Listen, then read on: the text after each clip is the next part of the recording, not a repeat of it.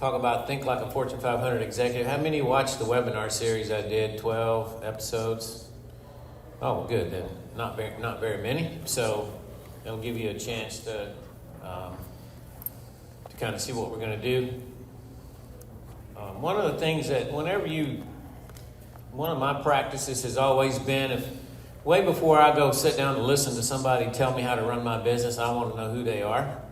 And so I put my credentials up here. You can decide if that's going to make it worthwhile for me to be your business coach.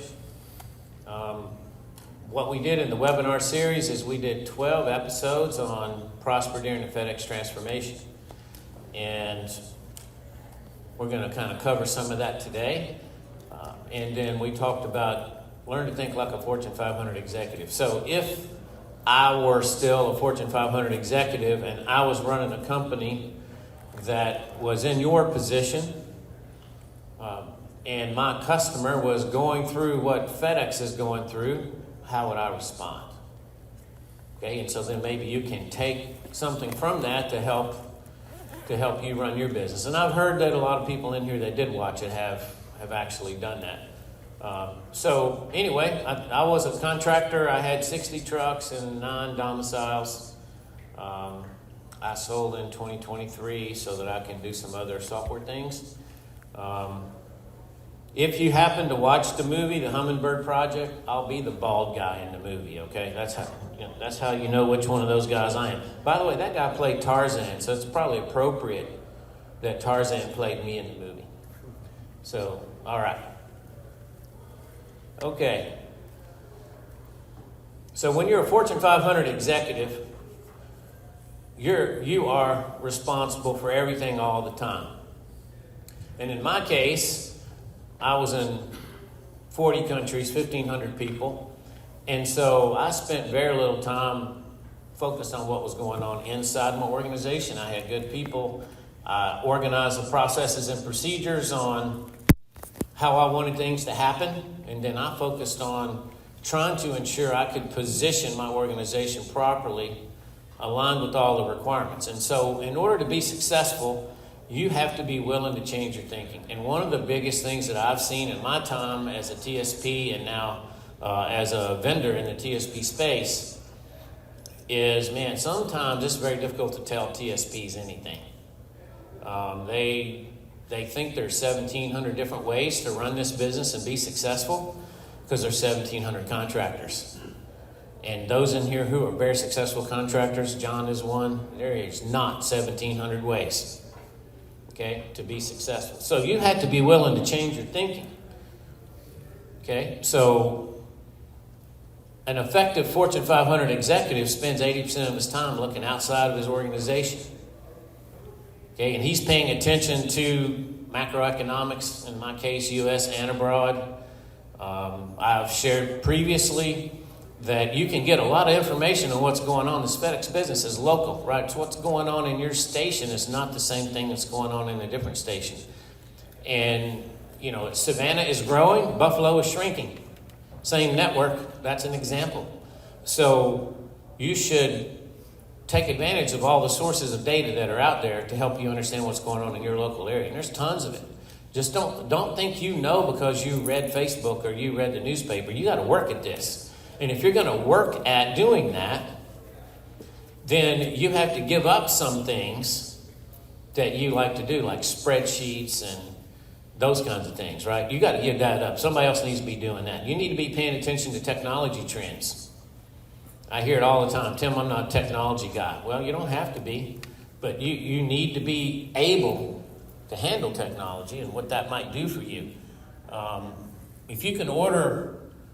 You need to have a technology that if you can order from Amazon on your phone, then you can accomplish what you need to do, right? And that, I'm on my ground force. You guys have probably already seen that. And that's how we've tried to approach it so that contractors don't have to know the technology itself, but they have to understand what it can do for them. And there's lots of other technologies out there, right? There's safety technology on tractors. There's technology to help you run your business. All these things, you have to be paying attention to that. What's going on with the emission standards, what's going on with the American Trucking Association. Pay attention to those things. What are those industry trends? And the other thing you have to be, if you're a Fortune 500 guy, you're paying attention to what's going on inside your company. There are political shifts that go on inside the company, and you have to be aware of those. You have to position your organization so that your folks can continue to be successful inside the organization. I had a conversation with some senior folks at Pittsburgh the other day, and I asked the question. They're like, I really don't know who does that anymore. There's been so many people leave FedEx ground that the playbook is not updated. The roster, the transfer portal is open and no one knows who's where. I'm like, okay, well, who's doing this? I don't know if that's still in ground or did it move to Express. Okay, so you're going to face that. And you got to find a way to get on top of it, because not being on top of it is not good enough. A successful executive is constantly adapting. Okay, and if you're focused on 3 days a week taking your settlement and crunching numbers and trying to figure this is out and that's out, you don't have time to pay attention to what's going on out there, and your company will not be positioned where it needs to be. You have to understand, it's very likely, I don't know everybody in here, of course, but it's very likely you're running a multi-million-dollar organization. And so you're the CEO of a multi-million-dollar organization. You need to act like it. Okay, and I didn't do spreadsheets. I had systems, people, whatever, but I didn't spend time doing that. You don't have time to do it. But look, you are accountable and responsible. In the Fortune 500 world, you might get fired. That could be painful. In your world, you could lose your house. You signed all those guarantees. Until you get to about 15 million, you can't let the corporation hold its own debt. So you hold it. So your house, your car, your kids' toys, the whole thing is up for grabs. And so you need to run your business with that in mind. And I'm not going to ask the question, but you can answer it yourself. I've done the polls many times. Have you read the entire contract, the TSPA? I don't know what the hell it is, 150 pages. Have you read the whole thing? My polls in the past suggest only 20% have read the whole thing. So you're willing to, 80% of contractors are willing to invest millions of dollars and not read the goddamn contract that you're going to be held accountable to. Okay? That's not thinking like a Fortune 500 executive. That is not what I would do. So what else does a Fortune 500 guy do? And I have folks in here that work for me that validate this. I'm constantly trying to learn something new. I read a new book every single month. I read business news every day. Business is my hobby. It's not a job. And if you're a Fortune 500 guy, or if you're running a multi-million-dollar organization the way you are, you need to be sharpening your sword intentionally all the time. If you're not doing that, you're not getting better. You have to be better tomorrow than you were today. Today you want to go 1-0, and you want your organization to go 1-0. These are the objectives that I used to set. And then tomorrow we're going to go 1-0 again. But you have to get better. If you're not doing that, you're not thinking like a Fortune 500 executive. And one of the keys to success is you have to avoid active inertia. And we're going to talk about that. This is very prevalent in the TSP space, and I'm going to prove it to you. By the way, it's prevalent in every business space. So why do you need to change your thinking? Well, I don't know how long you've been a contractor, but if you've been a contractor for more than 3 years, the world you came in does not exist anymore. Am I wrong, John? Has it been blown up with a nuke? If you think you know because you got here 3 years ago or 5 years ago exactly how FedEx is running, you're not informed. Okay, the FedEx Constant is gone. My business lost $1.2 million in FedEx, what do you want to call it, optimizations. My business did $10 million or $9.6 million in 2022. It did $8.4 million in 2023. It was all FedEx took runs back. And I guarantee you some of you guys have experienced that. Now, why is that important? Well, the FedEx Constant, that has never happened in the history of FedEx Ground. Even in 2008, when the economy blew up, talked to contractors, they said, well, we didn't go backwards in revenue, we just didn't grow. Well, you're going backwards now. Okay? And that has never happened. Now, that's for a whole bunch of reasons, not the least of which is COVID. I'll call it the COVID hangover, and we're still dealing with that. But FedEx is changing who they are. And you need to understand it. They are not worried about you. You and this idea that you have a partnership with FedEx, if it makes you feel better, you can continue to think that. But if it were ever true, it's damn sure not true now. They need a FedEx ground network. They're confident they're going to always have one, but they are not making the decision in your domicile thinking about you. It's not happening. You got to get off of that. No one's coming to save you. The benevolent dictator is dead. You are the one that's going to save you. You have to think like that. Look, you need to accept turmoil as a paradigm. It's not going to get easier.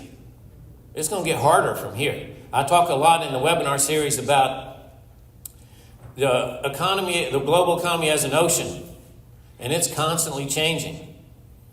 Right now, you're in the middle of a hurricane. If you didn't prepare for the hurricane before you got there, it's going to hurt a whole lot more. Okay, and so you have to be planning your business like that. And right now, there's no smooth waves out there. If you didn't bring the Dramamine, it's going to be a tough time for you. So, like I said, 80% of contractors have not read the contract. I don't care how many times I say that, I'm appalled every single time. And I'm not trying to be a mean guy, okay? I did business with AT&T, Verizon, guys in China, guys in Saudi Arabia, Argentina. I didn't do anything. I had memorized the contract. I mean, I can't imagine investing millions of dollars and not knowing what I'm accountable for. And listen, contract compliance is going to become a lot more important. Okay, we now have gold, metal, bronze, right? Gold, silver, bronze, sorry. And when I was running supplier management, I talked about this a little bit yesterday, I had tier 1, 2, 3. And I believe contract compliance is going to become a bigger part of the gold, metal, bronze thing. Gold, silver, bronze, sorry, easy for me to say. And you need to be all over contract compliance. But if you read the contract, you won't find all the things you're responsible for. Some of those clauses in the contract are opaque at best. If you read the contract, you know that. Okay, so there's not one place in the contract that tells you you have to do MMRs by the 20th of the month. But that's how they implement the contract. And if you go through it, and I did this, by John, be safe, man. If you go through the contract, once you're a TSP, if you watch webinar series episode number 7, for example, I spend the whole time talking about TSPA compliance. There's over 35 distinct requirements for you to be compliant with the contract. I bet you didn't know that. And if you don't do all those, it might not bite you today, but there will be a time when it bites you. Okay, and so you got to be on that. That's your job as a CEO. Are you making sure that you are compliant with everything? Or did you think all you had to do when you became a contractor and you got that very detailed onboarding training from your station manager? Everybody get that? He set you down and tell you everything you needed to do as a contractor? Right. Whose job is it to figure that out? Yours. You're the owner. You're the CEO. You got to have an organization that knows what that is. And you got to have a process and procedure to deliver on it relentlessly. This is what I talk about. Relentless execution. I'm predicting that in the new contract that we're going to, well, it won't be me now, but in August that we're going to go through the blackout and you're going to be signing. You're going to see some things in there you hadn't seen before. You better really pay attention to it this year. If you hadn't read the contract, you better read the new one. They've already implied on My Ground Biz that they're going to put some things in the contract. Okay? So you might not like them. I don't know what they're going to be. I'm convinced there are going to be some things come up that we didn't know about. Let me see if I went to the right place here. Yes, I did. I'm sorry. Okay, and so then I talked with the Wall Street analyst. I interviewed Matt Woodruff. Matt is the one of the top analysts on Wall Street. He's been doing it over 20 years. He covers UPS, FedEx, many other things. He's an expert on FedEx. Okay, so you don't have to believe me, but you best believe him. The transformation is probably 10 years late. That just means it's going to be even more traumatic. And the reason it's 10 years late is it's hard to do. I can't even imagine how hard it is for them to do what they're doing. And you might not have any empathy for FedEx, and I'm not suggesting I do, but what they're trying to do is unbelievably complex. I use this analogy. If you look at FedEx, their annual revenue or enterprise value, call it $80 billion. Fluctuates a little bit. Now, if FedEx were a country and their GDP was $80 billion, they would rank 80th out of 220 countries. They're bigger. Their economy is bigger than 140 countries. Now, think about that. What they're doing is hard. So they don't have time to think about you. You're not a priority. There's enough people that want to be in this business that if you decide you don't want to be in it, they don't give a damn. You can't think like that. No one's coming to save you. Look at this. We're at 2019 volume. Woo. That hurts. You can feel it. I don't have to tell you. And it's pretty clear from the numbers we're not going to get back to what we did in 2019 till probably 2026. You're not going to see any net growth in the network until at least 2026. What are you going to do? Everybody gets in this business, think I'm going to put in for runs, I'm going to get all these new runs. And there ain't no runs out there. And when they do pop up, there's going to be untold thousands put in for them damn things. And there's some very successful guys in here winning those limb meetings. They got some strategies that they follow. I helped a couple of them. But it's going to get harder. If you think, I hear this all the time. I heard it when I was a contractor. We're not competitors. I don't know how you see the world, but anybody, if FedEx is going to post a run and I can get it or you can get it, you're my competitor. I don't know how you define competing, but I was a college athlete. I was a combat pilot. I know how I define it. You're either on my team or you're my competitor. And so I don't mean I'm going to fight with you every day and that I won't help you because we're running the same network, and I will, and did. But I'm going to prepare like you had never seen if I get a chance to add a run to my business. And the only way I can do that is run my business now so that when the opportunity pops up, I am in a great position to compete with the other 100 people who are going to try to get that damn run. And so you're not going to grow your business organically to any large degree. You're not going to do what I did. Okay, and what I did was unique to the situation I was in. I took advantage of it. I went from 3 trucks to 60 in 3 years. I went from not being a contractor to the biggest contractor in Alabama in a couple years. You're not going to get that opportunity, okay? And then that business got slammed, right? They cut a $1.2 million out of that business. Well, okay, that's what you had to be prepared for. Okay, so what is active inertia? You might have heard of it as the Icarus paradox. You know, Icarus built some wings, put some wax on some boards and put some feathers on it and flew himself out of prison, got too close to the sun and it melted the wax and he died. But hey, he died a free man.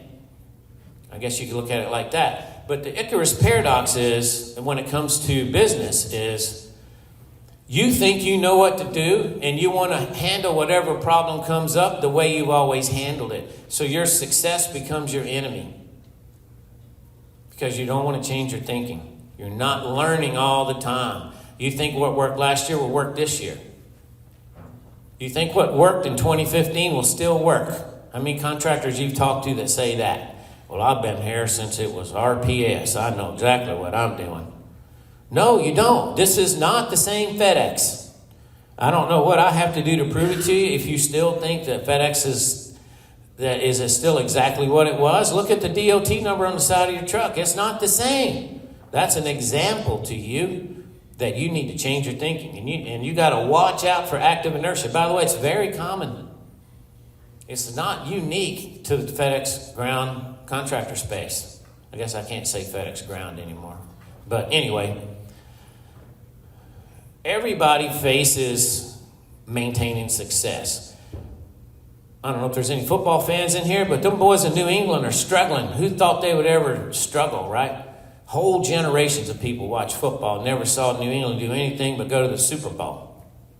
Well, that ain't true anymore. And do people think that maybe they're suffering from active inertia? I do. Right? They thought what they'd always done would always be successful. Maybe they misanalyzed exactly why they were successful. That could be the case. They're in trouble now. Now, here's a great statistic. If you guys watch webinar series, you know this one stunned me. I still can't get over this one. In 1966, a Fortune 100. 40 years later, 2006, only 19 of them were still on the list. 66 of them were no longer in business.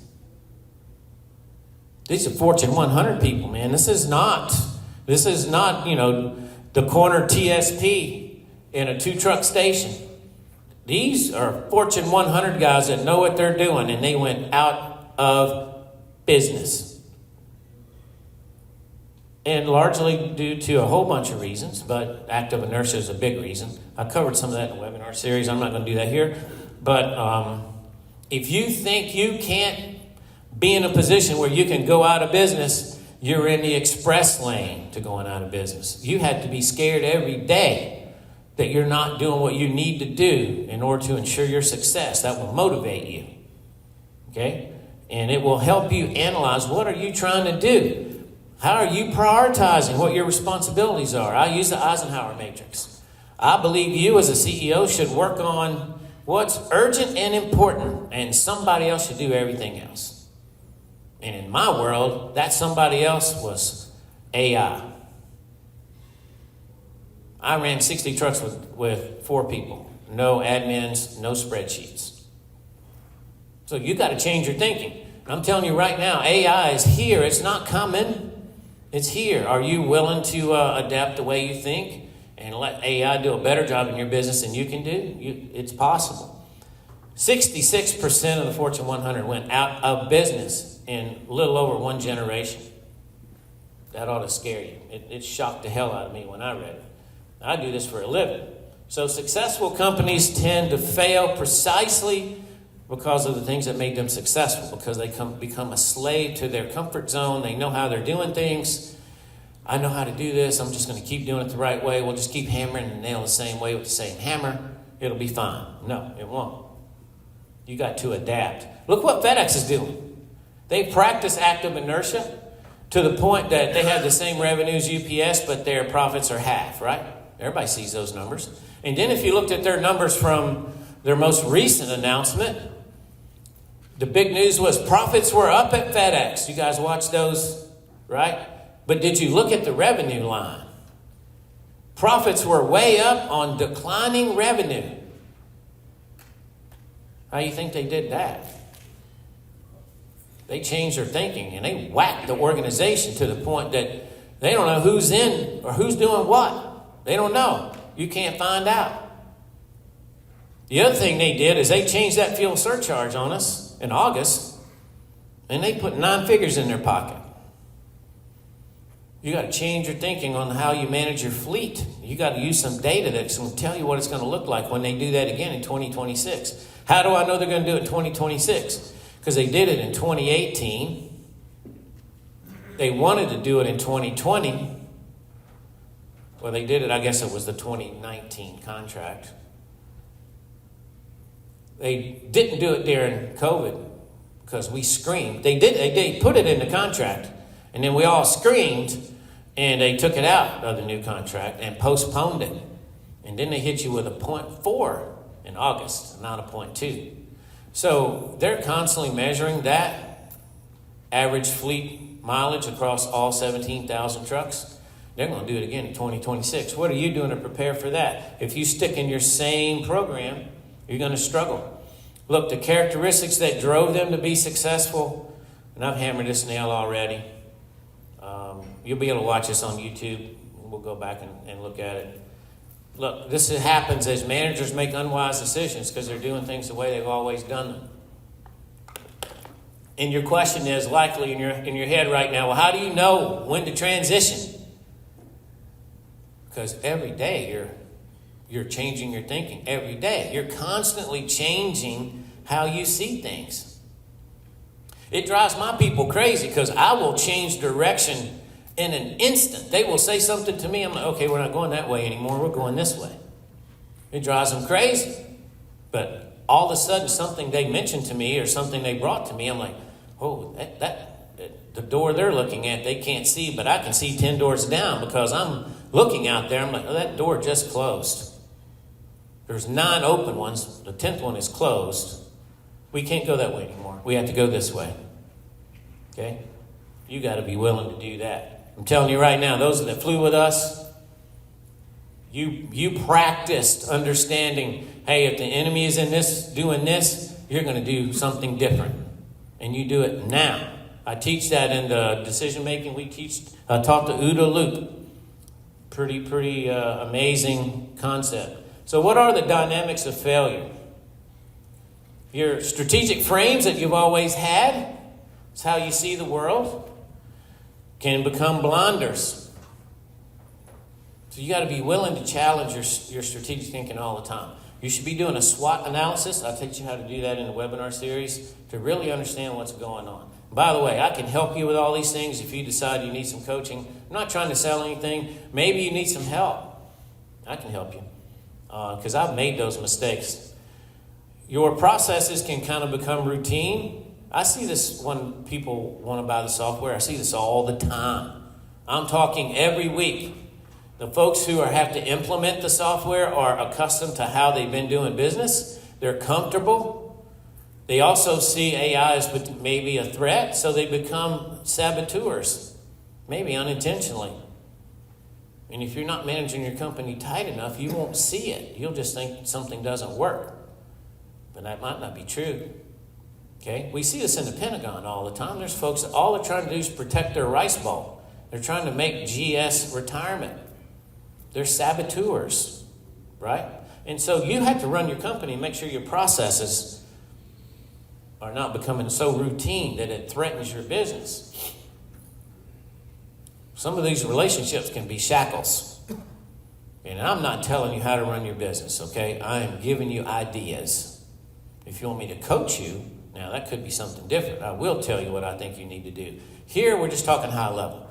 But you already know that if you hired your son or your daughter or your uncle or your dad to work for you, you have some limited options on how you might want to proceed if they're not performing at the level you need them to perform.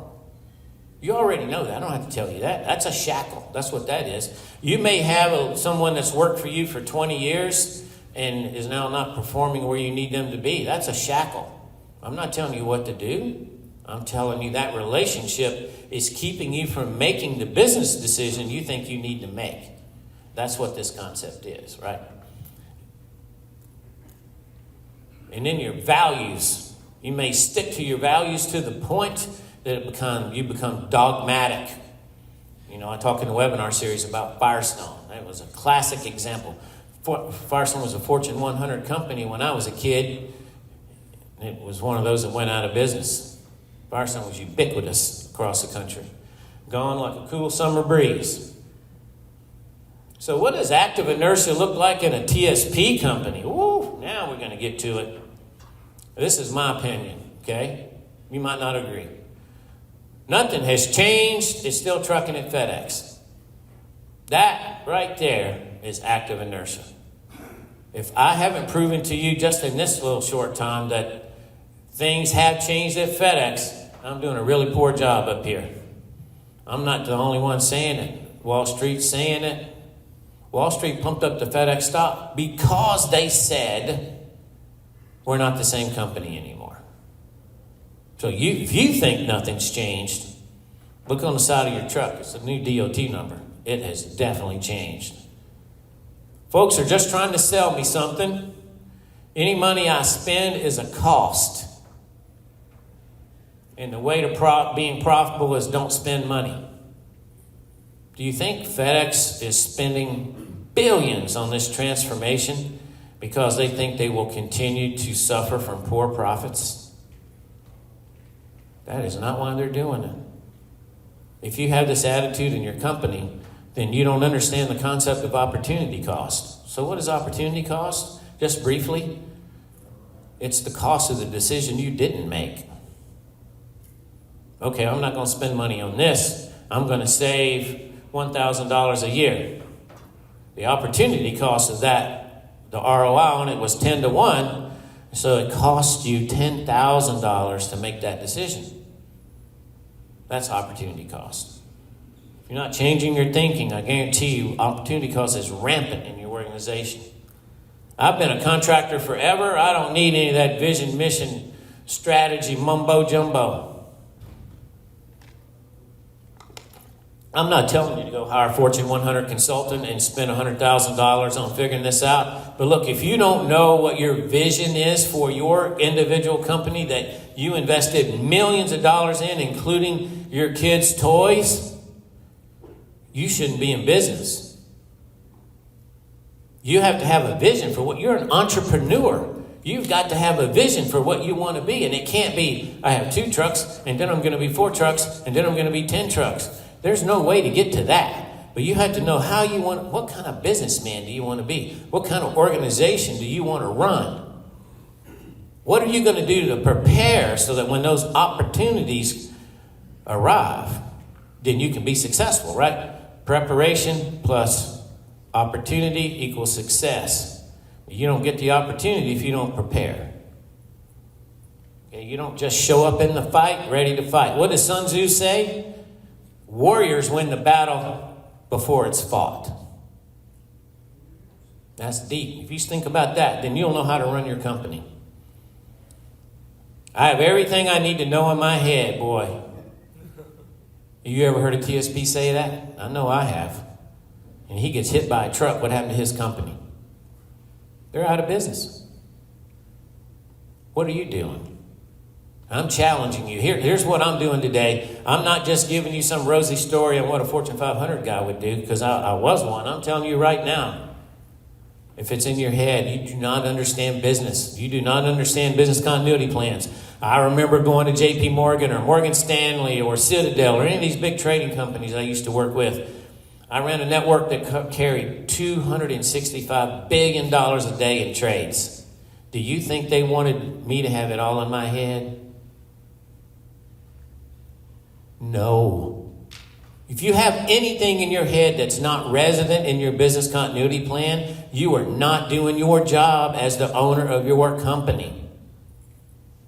And if you spend all your time on Wednesday, Thursday, Friday crunching your favorite spreadsheet that gives you a number that gives you a nice warm and fuzzy, you are not doing your job as the owner of a TSP company, because you have too much in your head. Oh boy, here's a good one. This is the way I've always done things. This is a quote from a contractor, by the way. Most of these are. It works for me, so I'm going to keep doing it. He had an overhead of over $600,000. He decided he didn't want to use the software, which was costing him $11,000 a year. It was like 0.1% on his GA overhead. But he didn't want to change anything because he was comfortable with what he was doing. And I told him, you're the guy that's in the express lane to going out of business. I don't care if you use my solution or another. But that thinking is going to send you to the broker to sell your business, because you can't make money thinking like that. I know lots of people at FedEx, it'll be fine. That used to be true. It's not true anymore. Those people you know at FedEx might not be there anymore. Or they might not be in the role they were in. I just called them last week, and they're like, oh, I don't know if I can do that. I don't know who has that job anymore. I don't know if it's in ground or express. Look, the roster has been jumbled, and nobody knows. And I shared with you in one of those webinar series that there's people problems inside FedEx. They're all trembling. They have no idea what's going to happen to them. That affects their job that you need them to do. You got to overcome that too. The transformation is impacting FedEx employees more than it's impacting you. And that's saying something. But you still have to be successful. No one's coming to save you. Find a way to work around it. I'm not telling you what the answer is, but I'm telling you, you got to work around it. I don't care about all these KPIs, medals, or whatever. I know what I'm doing. Boy, I heard this one just last week. I don't care if you agree with medals or not. I think the medals thing is a good idea. I'm not sure that their current implementation is the right way to handle it. But I know one thing. They're going to implement it the way it is, and they're going to hold you accountable to the way it's set up today. Those of us who were around when the Vetter metric started, I remember getting a call from FedEx Safety. You failed Vetter 2 months in a row. I'm like, what the hell is that? I didn't even know it was out there. What are you talking about? Well, the metrics. What metrics? Well, what did I fail? I don't know. Linux just said it was pass-fail. I'm like, well, what the hell am I supposed to do with that? So I called the Linux program manager. That took a while. I don't want to say that I just called them. It took some clawing. And I finally get her on the phone. And I'm like, what does this pass-fail mean? Well, I don't know. We just do what FedEx says. I'm like, this ain't how this works. This is like an Abbott and Costello routine. But you know what they did? They still included that in the safety score, even though it was non-cons of jacked up. That's the same thing's going to happen with this medals program. You can disagree with it all you want to. They're going to kick you in the hind parts. That's what's going to happen. If you're bronze 2 quarters in a row, I'm predicting you're going to get an opportunity to cure. That sounds so nice, doesn't it? An opportunity to cure. That's another way of saying we're about to kick your ass out of here. That's what that means. I don't need to read the contract. I just need to run trucks. Well, I've heard this one. I'll tell you right now, that's the express lane. That might be the HOV express lane to being a former contractor.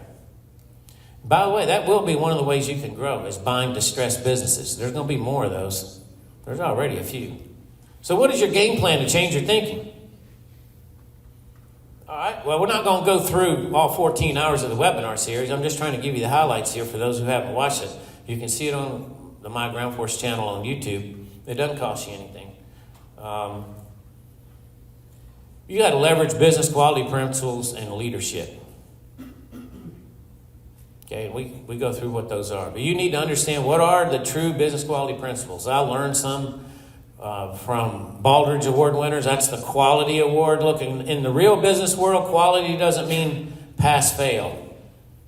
Quality is how good are you at running your business? Do you have a process and a procedure for everything? Are your people trained? They know exactly what to do. They document everything you do in the system of record. Do you have a system of record? Spreadsheets are not a system of record. How many of you have spreadsheets that are in 3 different clouds? You know, OneDrive, Google, Dropbox. You can't remember where you put what. You don't remember what the file name was on that file, or did the person who last updated it do it the right way? That is not a system of record. Okay? Roadmap to world-class excellence. I wrote one of these back in 2000. I still use it. It's worked like a champ in multiple locations. You can get it from the webinar series. I spent an hour on this. But why would you want to be world-class? Are you going to be competing for the runs that come available? Would you want to be world-class? Would you want to focus on taking your organization? Maybe you can't get there, but you can't be perfect. But working towards it is way better than not working towards it. Every day you should have a plan. I'm going to get better today. How am I doing that? You want to leverage detailed business metrics. I cannot emphasize this enough. And these are not metrics you do yourself. Okay? You need some systems to help you because there are some numbers that you need to know that you can't get from a spreadsheet. I can tell you whether a truck is making money or losing money on fuel at the penny level per mile. Can you do that in your spreadsheet? You need to know that number. That's a KPI. That's your blood pressure. Fuel's your number 3 expense. You need to be managing the hell out of it. So you got to know some data. You got to have some data. What is your TSPA contract compliance plan? Well, hey, step 1 in the TSPA contract compliance plan. Read the goddamn contract. I can't emphasize that enough, okay? And then you need to understand all those things you're compliant for, and you need to have a process for it. It needs to be repeatable. You need to train your people on it. You need to know what the output of that process, how it's being documented, how it gets reviewed. How often are you going to audit that process to make sure your people are really doing what they're supposed to do? This is what CEOs do. They don't crunch numbers. Okay? And you're going to say, well, I only got 3 trucks. I can do this all myself. Okay, here we go. We're going to have this conversation before I talk about technology. So, you're a CEO of a $2 million company. Your time is worth a couple $100,000 a year, right? That's probably about right. Even if we say $150,000 a year, that's $75 an hour. Okay?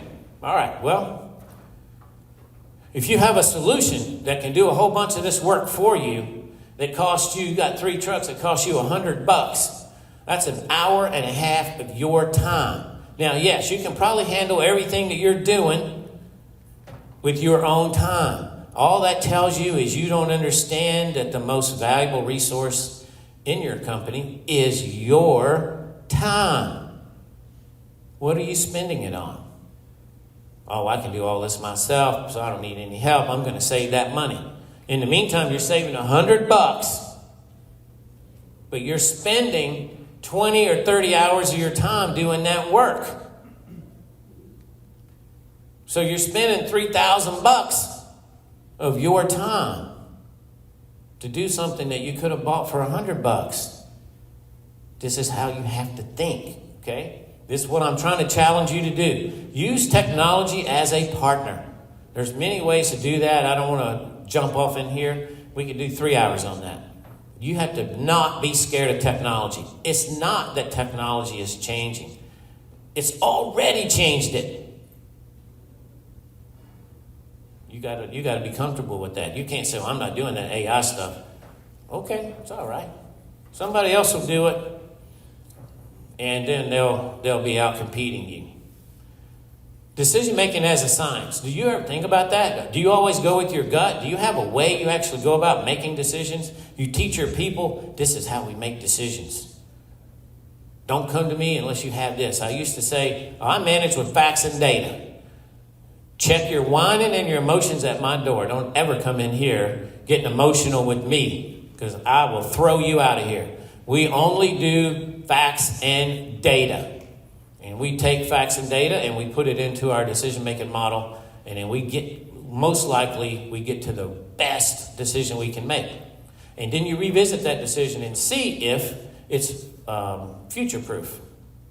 Is that decision future-proof? Is it going to survive FedEx in the next 3 years? And you might say, no, it's not going to survive for the next year, but it's going to get me through the 6 months I need to make the next best decision.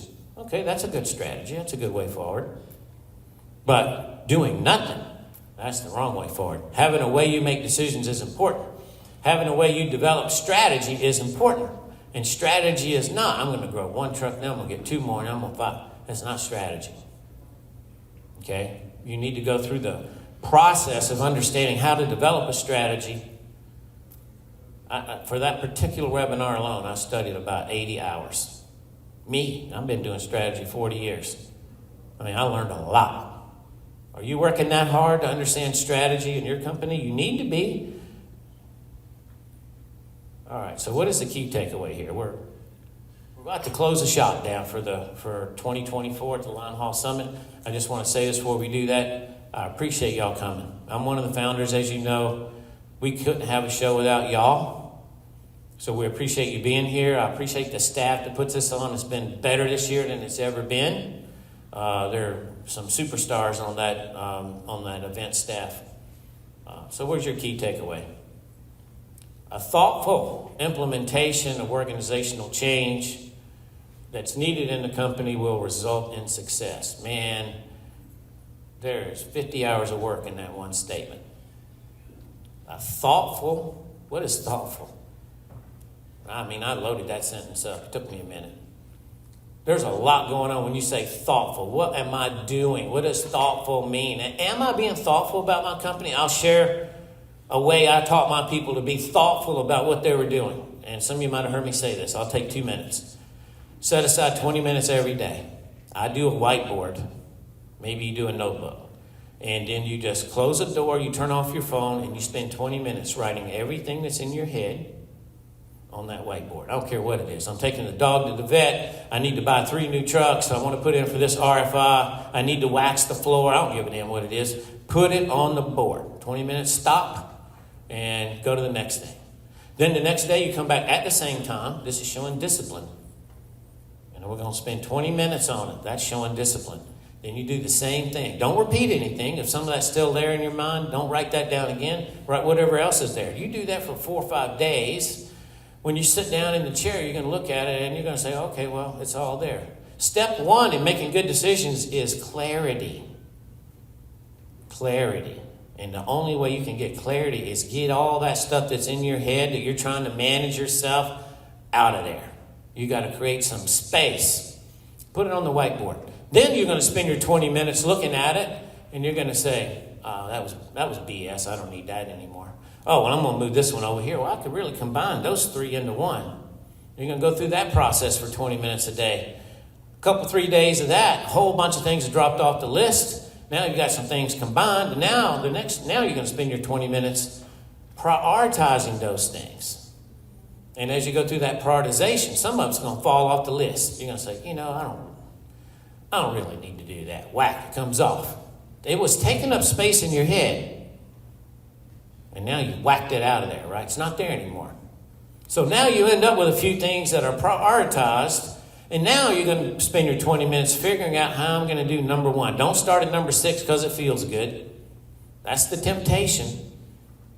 Be disciplined. Number 1 is the most important. I'm working on that one.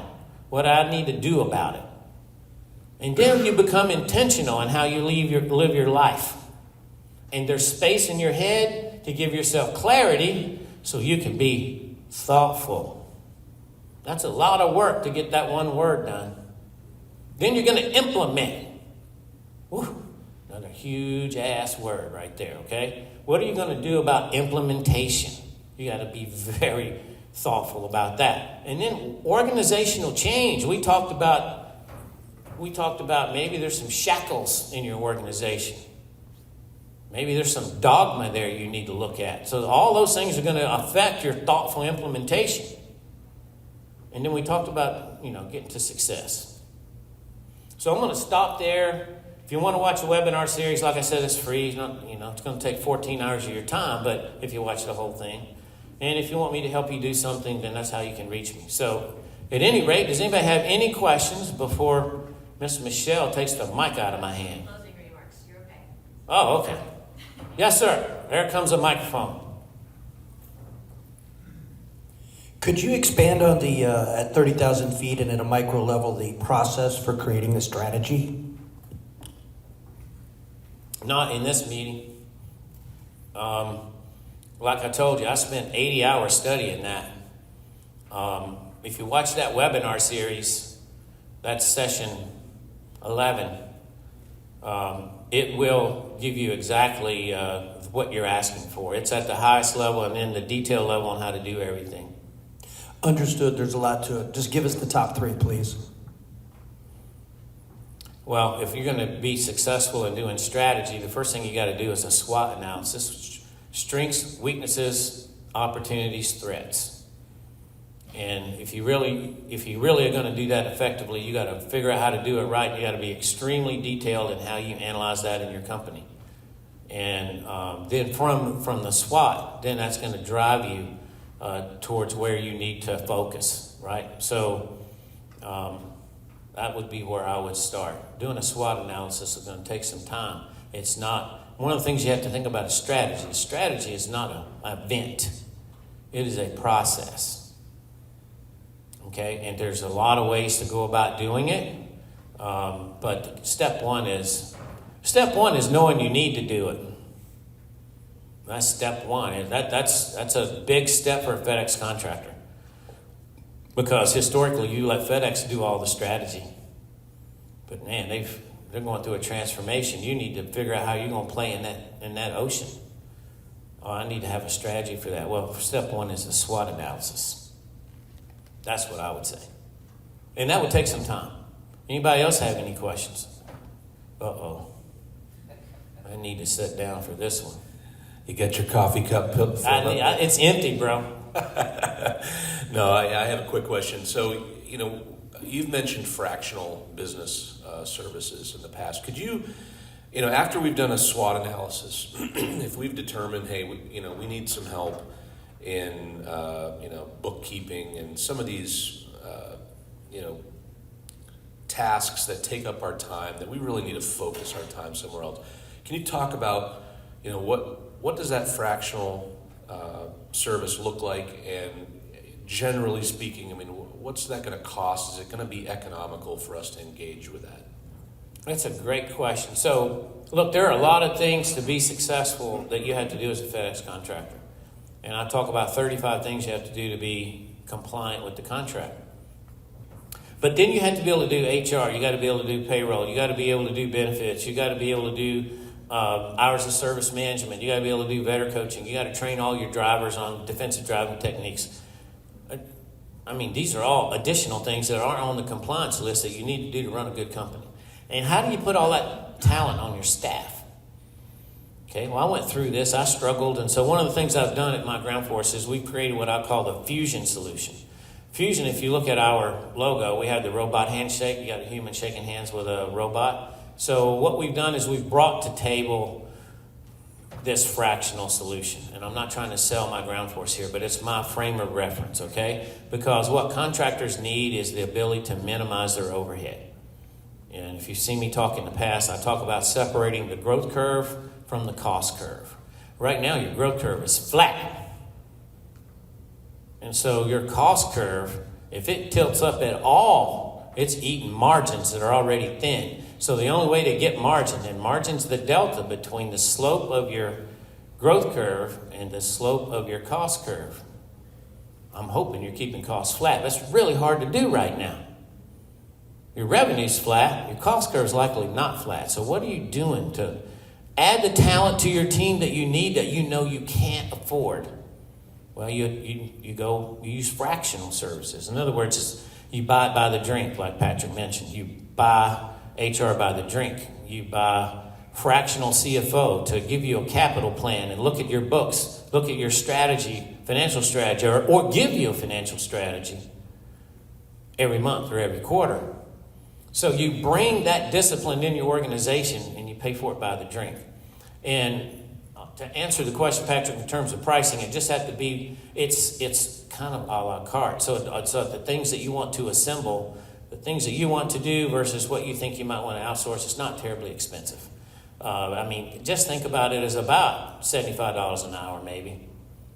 But then what you have when you're a small company, one of the biggest problems you have, and I went through this, is you've got somebody on your team that if they leave, you are screwed. Right? So retention risk is a big problem. If you use fractional services, you don't have that risk. Because a fractional solution is going to have multiple people that can do that. If they have turnover, they're just going to hire somebody else. In the meantime, they got people doing that. So you don't have a person who has all your payroll information in her head. You have a service that performs that. And if you're maximizing your cost savings in your organization, you're using some technology that does that work for you. You wake up on Wednesday morning and it's done. You spend a few minutes on it, bam, you're off to the next thing. You got 20 minutes to clear your head, that you need to go do. And you got to go figure out how you're going to improve your hours of service program. And you can get fractional services for all that. It's an excellent question. I don't want to talk about pricing because then that would be me advocating my ground force. I don't want to do that. What I am saying is there are solutions for that. And what the real answer is for you going forward in any business, I don't give a damn TSP or not TSP. You have to partner technology with technology adept humans. You have to.